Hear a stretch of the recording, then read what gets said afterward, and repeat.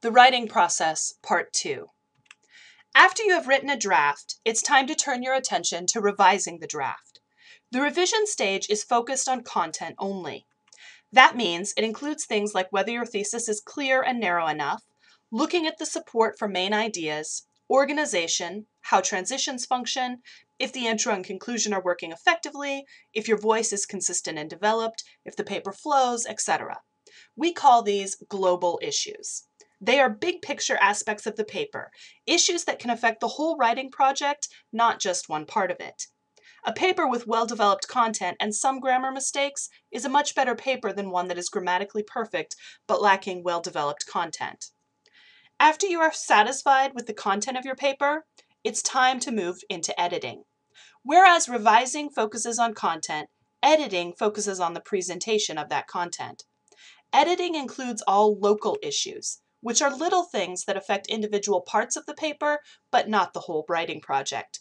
Examples of local issues include things such as grammar, spelling, punctuation, sentence structure, awkward or confusing phrasing, etc. As I said before, do run spell check periodically in the earlier stages, and look back over drafts and revise drafts briefly for glaring grammatical errors. But don't worry about the last-minute nitpicky word choices and getting all of the commas in place until the last stage of the process. Editing a paper, or proofreading, is important, especially in terms of making your final product look polished and professional, but it is the last thing you should do. There are two reasons that revising comes before editing in the writing process. One is philosophical and one is practical. First, philosophically, although both are important, content is always more important than presentation. Secondly, it's frustrating to spend a lot of time editing the little things only to decide that you need to cut an entire section or rewrite a good portion of it. Those are the 4 stages of the writing process. While these 4 steps generally go in order, you may find yourself backtracking at times. That means that once you have finished a step in the process, you may end up going back to it.